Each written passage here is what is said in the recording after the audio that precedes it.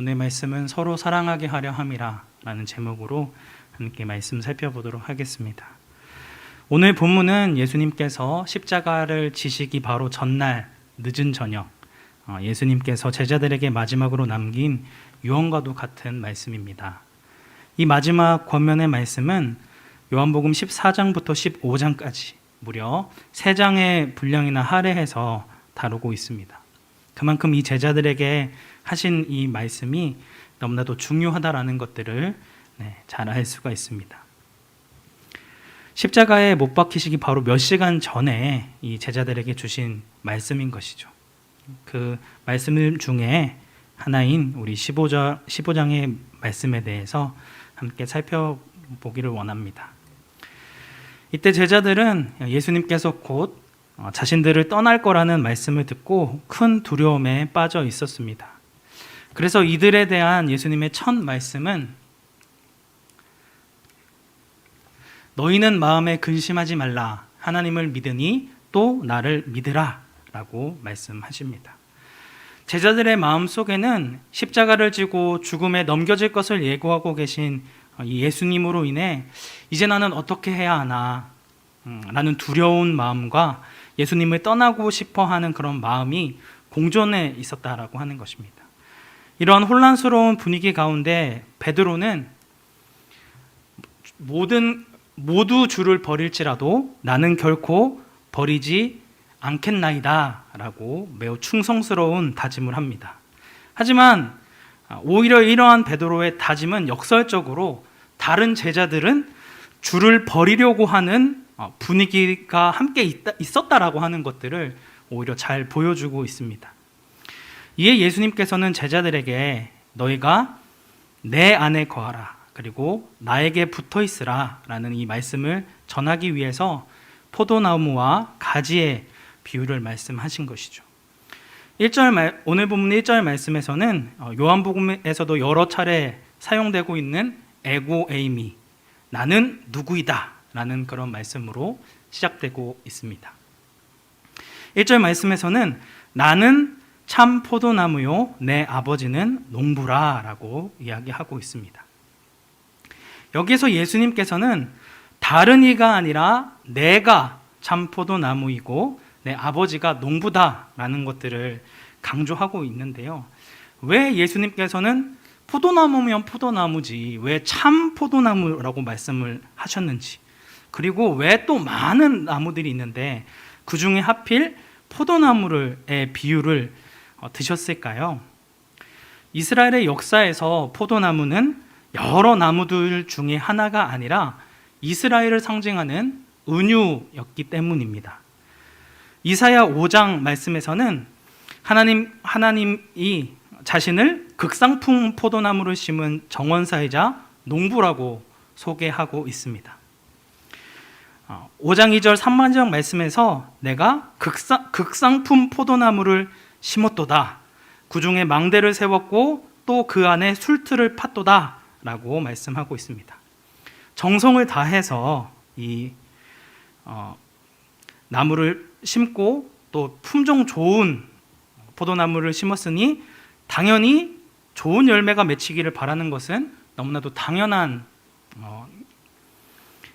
일이었겠죠.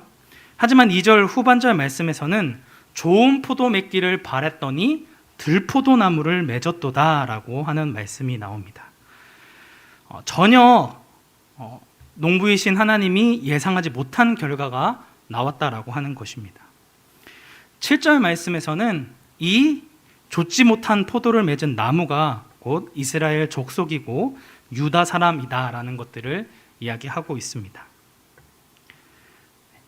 7절 말씀입니다. 그들에게 정의를 바라셨더니 도리어 포악이요 그들에게 공의를 바라셨더니 도리어 부르짖음이었도다 라고 이야기하고 있습니다. 농부이신 하나님은 이스라엘과 유다 백성들에게 정의와 공의를 바라시고 그러한 포도 열매를 맺기를 기대하셨지만 오히려 그들은 부르짖음과 포악이라는 안 좋은 열매를 맺었다는 것을 이야기하고 있습니다. 포학은 약한 자에 대한 강자의 압제를 가르치고 있으며, 또 부르짖음은 약자의 아우성이 그칠 날이 없는 그런 부정한 세상을 만들었다라는 것을 이야기하고 있습니다. 하나님께서는 이 이스라엘 백성들이 이런 공의와 정의의 열매를 원하셨지만 이것과 정반대가 되는 그런 열매를 맺었다는 것을 이야기하고 있는 것이죠. 결국 농부이신 하나님은 어떻게 하셨을까요? 5절 말씀에 그 내용이 남아 있는데요. 내가 그 울타리를 걷어 먹힘을 당하게 하며 그 담을 헐어 짓밟히게 할 것이다 라고 말씀하고 있습니다. 자신이 애써 공들여서 울타리를 치고 여러 가지 정성을 들였던 그 모든 것들을 다 제거하셔서 침략자들, 동물들이겠죠. 동물들의 노략질 아래 방치하기로 결정을 하셨습니다. 하나님께서 원하신 그 열매를 맺지 못한 이스라엘과 유다를 심판하셨다라는 것을 말씀하고 있는 것이죠. 그렇다면 하나님께서 이스라엘과 유다를 통해 맺고 싶으셨던 열매는 어떠한 열매였을까요? 이사야서 11장 1절부터 9절 말씀에서는 이상적인 통치자가 다스리는 공동체가 등장하고 있습니다. 1절과 2절에서는 하나님의 영을 입은 그 이상적인 통치자가 등장하고 있습니다. 이 사람은 이새의 줄기에서 난 사람이고 그의 위에는 여호와의 영.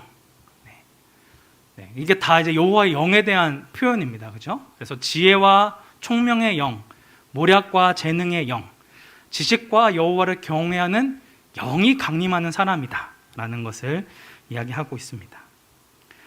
곧 다윗의 자손에서 나올 이 통치자에게 하나님의 영이 임하고 계시다라는 것을 이야기하고 있는 것이죠.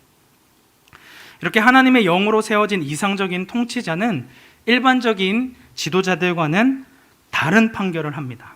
3절 말씀에서는 그들의 눈에 보이는 대로 심판하지 않고 그의 귀에 들리는 대로 판단하지 않았다라고 이야기합니다. 보통 사람들은 눈에 보이는 대로 귀에 들리는 대로 심판하고 판단하지만 이 이상적인 통치자는 하나님의 눈과 귀를 가지고 그들을 판단한다는 것입니다. 또한 이 사람은 올바르게 재판하는 사람입니다. 4절과 5절 말씀을 통해서 공의로 가난한 자를 심판하고 또 정직으로 세상의 겸손한 자들을 판단하며 공의로 그의 허리띠를 삼고 성실로 그의 몸의 띠를 삼았다라는 것을 이야기하고 있습니다. 곧 이상적인 통치자는 가난한 사람들이 억울하지 않고 공의와 정직으로 판단하며 또 악인에 대해서는 엄격한 처벌을 내리는 말 그대로 공의와 정직으로 세상을 통치함으로 화평을 이루는 샬롬을 이루는 왕이었다라는 것들을 강조하고 있습니다. 6절부터 8절 말씀에서는 노아 시대 이후 깨어졌던 인간과 동물과의 관계가 또 회복되어지는 장면이 등장하고 있습니다. 여기서 등장하는 것은 저희가 또 잘 알고 있는 말씀이기도 합니다. 새로운 통치자가 다스리는 평화의 나라는 인간과 동물이 서로 물어뜯으며 싸우는 세상이 아닙니다. 이리와 어린 양이, 그리고 표범과 어린 염소가, 살찐 짐승과 어린아이가 함께하는 공동체, 젖된 어린아이들이 독사의 구멍에서 장난을 치는 세상입니다. 이사야가 예언자적인 상상력으로 꿈꾸는 세상인 것이죠. 이러한 이상적인 평화의 세상에서는 약자가 강자를 두려워하지 않는 세상입니다. 이 나라에는 정복과 지배가 없다라고 하는 것이죠. 그리고 마지막 9절 말씀에서는 이 하나님의 영으로 다스리는 통치자로 인해 세상에 하나님을 아는 지식이 충만해질 것임을 이야기하고 있습니다. 그래서 여호와를 아는 지식이 세상에 충만할 것임이니라 라고 말씀하고 있는 것이죠. 모든 사람들이 하나님을 진정으로 알게 되므로 더 이상 하나님에 대한 설명을 필요로 하지 않는 상태가 되어집니다. 하나님과의 관계가 회복되어졌다는 것을 이야기하는 것이죠. 결국 이 이사야 11장에서 이야기하는 이상적인 통치자, 하나님의 영을 입은 이 통치자가 다스리는 나라는 파괴되었던 모든 관계들이 회복되어지는 그런 공동체를 이루게 됩니다. 우리가 9절에서 살펴본 것처럼 하나님과의 관계가 회복되어지고 3절에서 5절에서 살펴봤던 것처럼 인간과 인간과의 관계가 회복되어지고 6절부터 8절의 말씀과 같이 인간과 동물 그리고 자연과의 관계가 회복되어질 것을 이야기합니다. 이 땅 가운데 죄로 말미암아 파괴되었던 모든 관계들이 다시 회복되어지게 하는 자, 그 사람이 이상적인 통치자라고 하는 것이죠. 그 이상적인 통치자가 과연 누구를 향하고 있을까요? 저희가 잘 알고 있다시피 메시아, 예수 그리스도입니다. 예수님이 다스릴 평화의 나라는 힘 있는 자들이 힘을 휘두르거나 과시하지 않고 오히려 자신을 비움으로 가난한 자의 눈물을 닦아주는 나라, 자신의 비움과 자기 부정이라는 십자가의 정신이 살아 역사하는 나라입니다. 하지만 구약의 이스라엘과 유다 백성들 중 어느 누구도 이러한 하나님이 맺고자 하신 샬롬의 공동체, 평화의 공동체를 이루지 못했다라고 하는 것입니다. 예수님께서 자신을 참 포도나무이다라고 말씀하시는 거에는 이러한 구약적인 배경이 들어가 있는 것이죠. 예수님께서 공생의 3년 동안 제자들과 함께 생활하시면서 자신의 제자들에게 올바른 열매가 맺혀지기를 기대하셨습니다.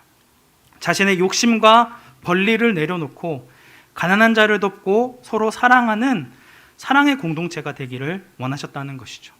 하지만 현실은 어떠했습니까? 예수님께서 십자가에 달려 죽으시기 전까지 서로 자신이 큰 자이다 라고 하며 싸우고 있었습니다. 오늘 이 말씀을 주시기 전 13장 34절부터 35절까지의 말씀에서 예수님께서 제자들에게 이러한 말씀을 주셨습니다. 우리 13장 34절부터 35절까지 말씀 함께 합독하겠습니다. 새 계명을 너희에게 주노니 서로 사랑하라. 내가 너희를 사랑한 것 같이 너희도 서로 사랑하라. 너희가 서로 사랑하면 이로써 모든 사람이 너희가 내 제자인 줄 알리라. 아멘. 이 제자들은 이러한 서로 사랑하라는 이 말씀을 들었음에도 불구하고 지금 서로 분열되고 서로 싸우고 있는 상황 가운데 있다라고 하는 것입니다. 나는 예수님을 버리지 않을 거야. 아니야, 나는 예수님을 버려야 될지도 몰라 하는 이런 혼란스러운 가운데 서로를 사랑하기보다는 서로를 견제하고 있는 모습이 있었다는 것이죠. 이에 예수님께서는 포도나무의 비유를 통해 예전에 들포도나무의 열매를 맺었던 이스라엘과 유다 백성들과는 달리 너희가 내 안에 거함으로 열매를 많이 맺는 자, 곧 서로 사랑하는 사랑의 공동체를 이루어야 한다는 것을 강조하고 있습니다. 17절 말씀에 이 포도나무 비유를 말씀하신 목적, 그 이유가 등장하고 있는데요. 우리 17절 말씀 함께 합독하도록 하겠습니다. 내가 이것을 너희에게 명함은 너희로 서로 사랑하게 하려 함이라. 서로 뭐하게 하기 위해서요? 서로 사랑하게 하기 위해서입니다. 방금 13장에서 서로 사랑하라는 새 계명을 주신 것처럼 이번에도 서로 사랑하게 하기 위해 이 비유를 들어 설명을 하신 것이죠. 본문으로 들어가서 좀 더 구체적으로 이 부분을 살펴보도록 하겠습니다. 농부가 포도 열매를 잘 맺게 하기 위해서는 여러 노력이 필요합니다. 그래서 비료도 주고 물도 주고 많은 것을 합니다만 그 중에서 가장 중요한 것은 더 많은 열매를 맺게 하기 위해서 가지를 깨끗하게 하는 것이었습니다.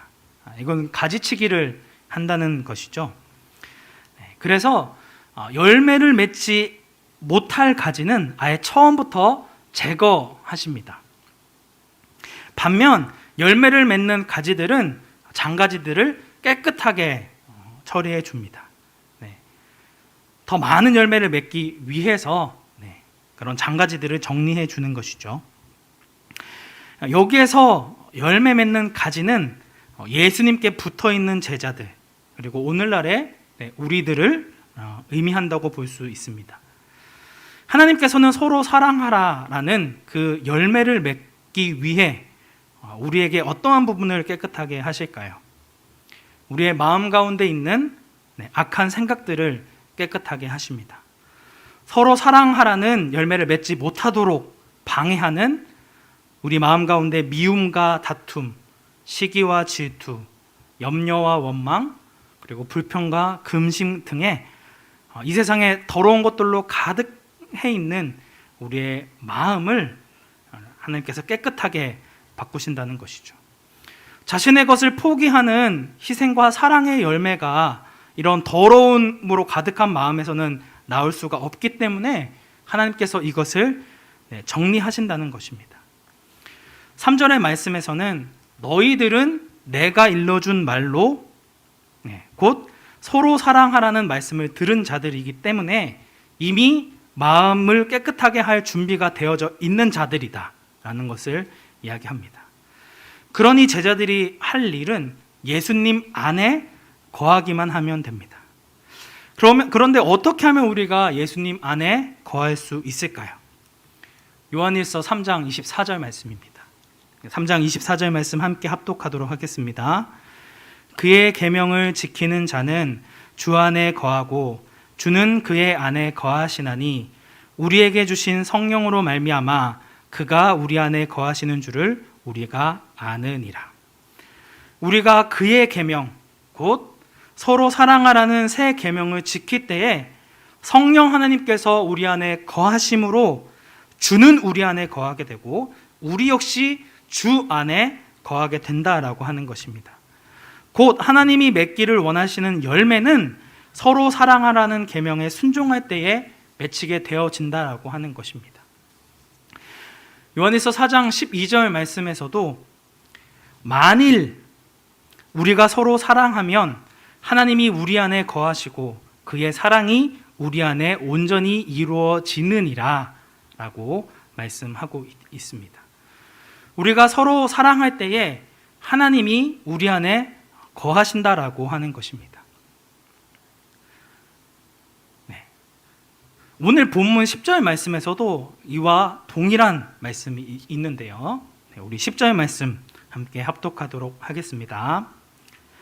내가 아버지의 계명을 지켜 그의 사랑 안에 거하는 것 같이 너희도 내 계명을 지키면 내 사랑 안에 거하리라. 아멘. 예수님께서는 내가 아버지의 계명을 지켰다라고 말씀하고 있습니다.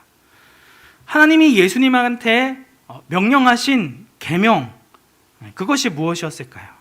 그것은 십자가에 달려 죽기까지 하나님으로서 할 수 있는 모든 권리와 능력을 포기하고 하나님의 사랑을 증명하는 것이었습니다.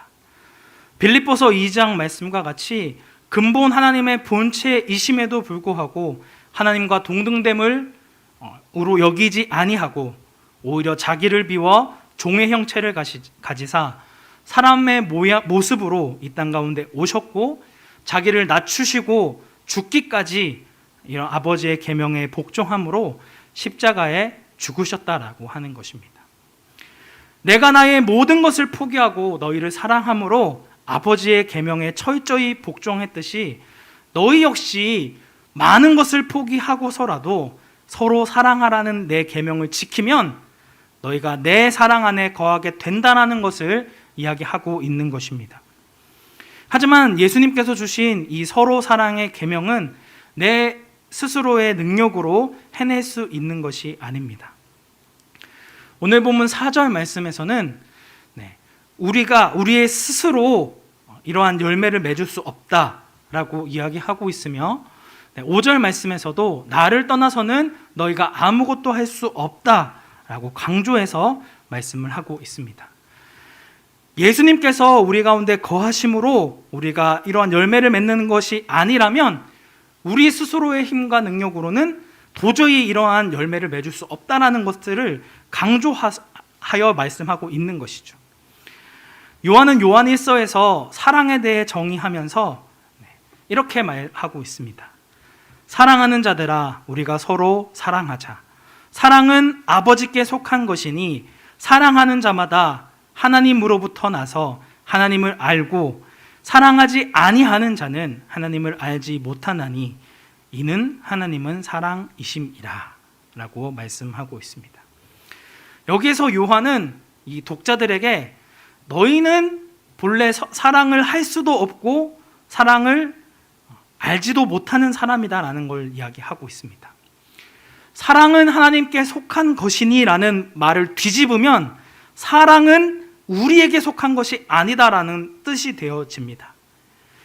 사랑하는 자마다 하나님으로부터 난 것이다 라는 말은 우리가 하나님을 만나지 못하면, 하나님의 그 사랑으로 덧입지 않는다면 죽었다 깨어나도 사랑을 알지 못하는 자다라는 뜻이 되어진다는 것입니다.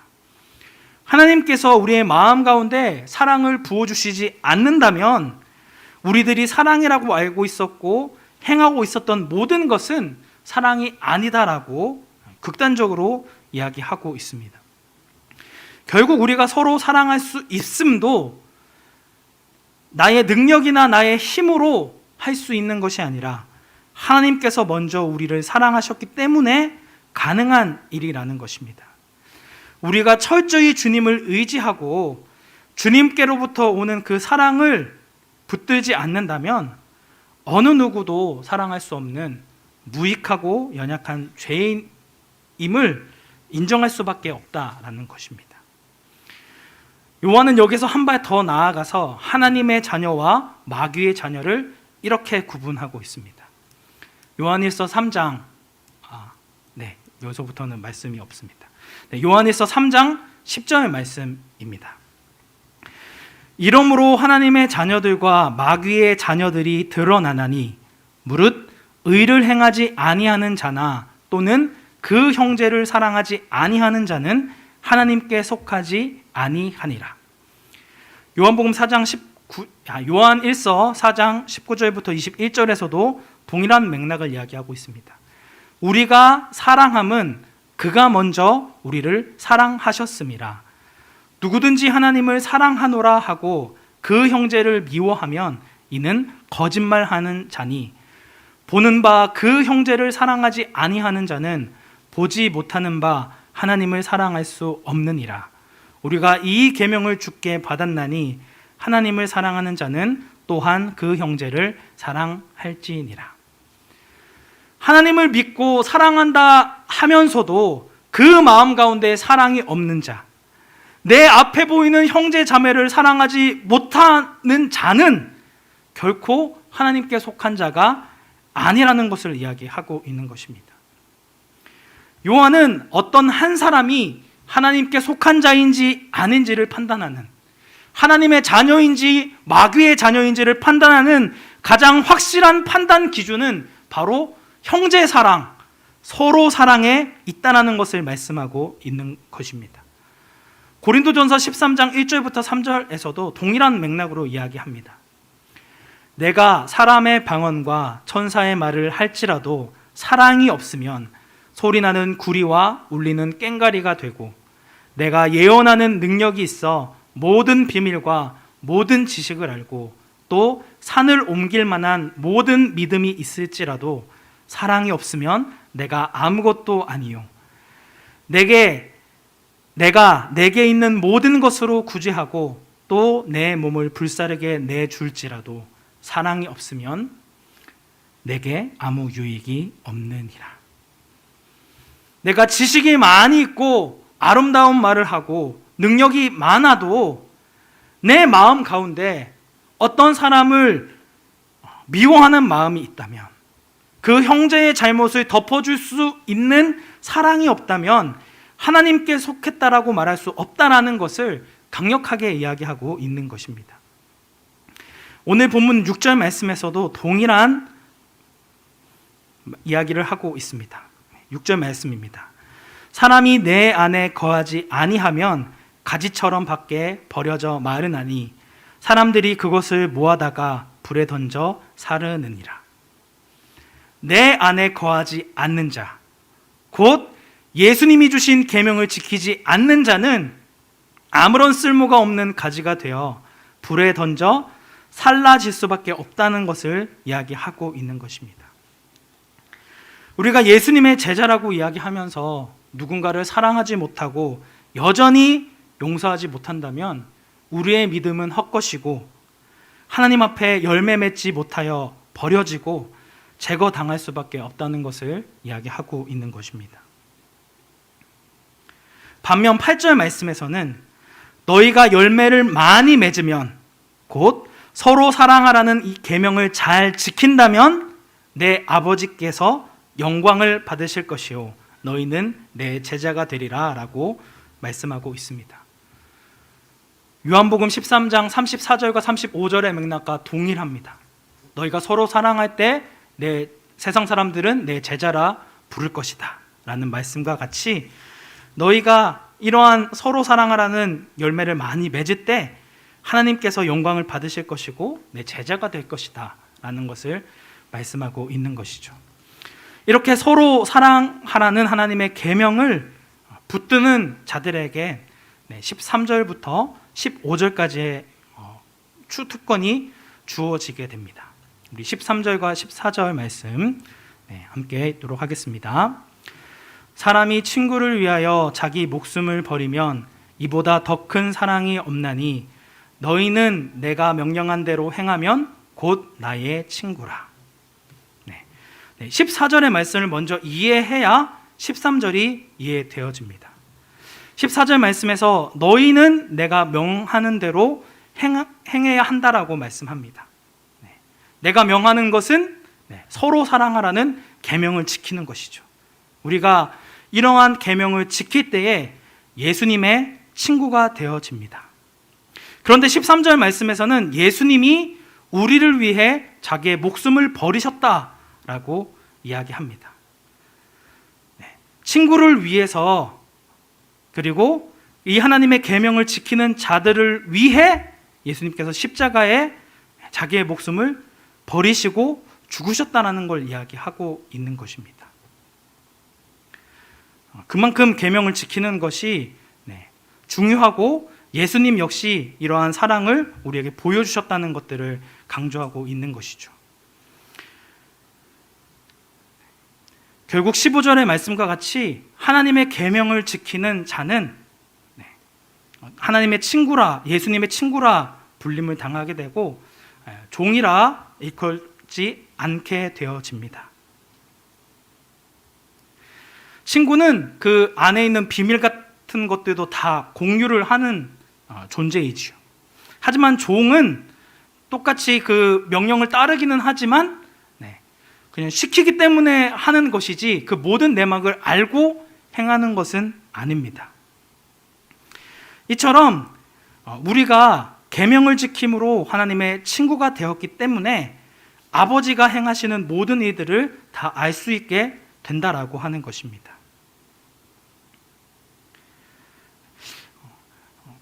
성경에서는 끊임없이 너희가 하나님을 사랑하고 내 이웃을 내 몸과 같이 사랑하라는 이런 계명, 이 계명이 가장 큰 계명이고 우리가 으뜸으로 우선순위로 지켜야 할 말씀이라는 것들을 거듭 강조하고 있습니다.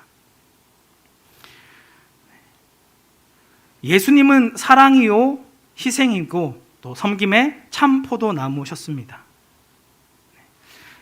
이를 통해 얻어지는 열매를 통해 계속해서 이런 서로 사랑하라는 말씀을 지킬 수 있게 되어진 것이죠.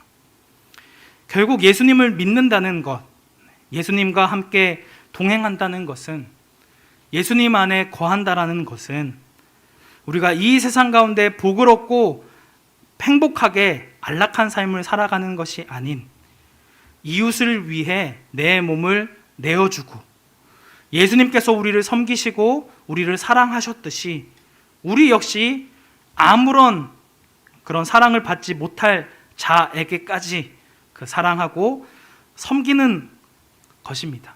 이것이 바로 하나님께서 우리에게 명령하신 명령이고 하나님께서 기뻐하신 하나님의 뜻인 것입니다. 16절의 말씀과 같이 우리는 하나님께 선택받은 그리스도입니다. 그렇기 때문에 우리는 우리를 부르신 그 아버지의 뜻과 같이 끊임없이 이 세상 가운데 열매를 맺어야 한다는 것입니다. 결국 이 열매를 맺는 것, 서로 사랑하는 것들을 통해 우리가 하나님께 구하는 모든 기도 응답을 다 받게 되어지는 특권을 누리게 된다는 것이죠. 사랑하는 성도 여러분, 우리는 얼마나 서로 사랑하라는 하나님의 말씀에, 하나님의 계명에 순종하고 계십니까? 만약 우리에게 이러한 사랑이 없다면 우리는 간구해야 됩니다. 하나님이 사랑의 하나님이듯이 우리 역시 그 하나님을 믿는 자, 하나님의 뜻대로 행하는 자라면 우리에게도 그 사랑을 알려달라고, 예수님이 우리를 사랑하셨듯이 우리 역시 그 사람을 사랑할 수 있는 사랑의 마음을 달라고 간구하고 부르짖어야 한다는 것이죠. 이 세상 사람들은 자신들이 가진 그 힘과 권력으로 끊임없이 사람들을 짓누르고 그 사람들 앞에 군림하고자 하지만 하나님에 속한 자, 하나님의 계명을 지키는 우리는 우리의 가지고 있는 것들까지 포기하고 오히려 우리의 것들을 내어주고 그 사람을 사랑하는 그런 삶을 살아야 합니다. 이것이 하나님께서 우리에게 원하시는 구별된 삶이고 거룩하신 이와 같이 거룩하게 사는 그 삶이라고 하는 것이죠. 이러한 사랑이 우리 강북우리 가운데 흘러 넘쳐서 세상 사람들로 하여금 예수님을 믿는 진짜 제자들이 여기에 있구나, 하나님의 제자들로 가득한 그런 사랑의 공동체구나 라는 것들을 드러내고 보여주는 그런 세상의 빛과 소금으로 하나님 앞에 쓰임받는 강북우리교회 성도님들이 되시기를 주님의 이름으로 축복합니다.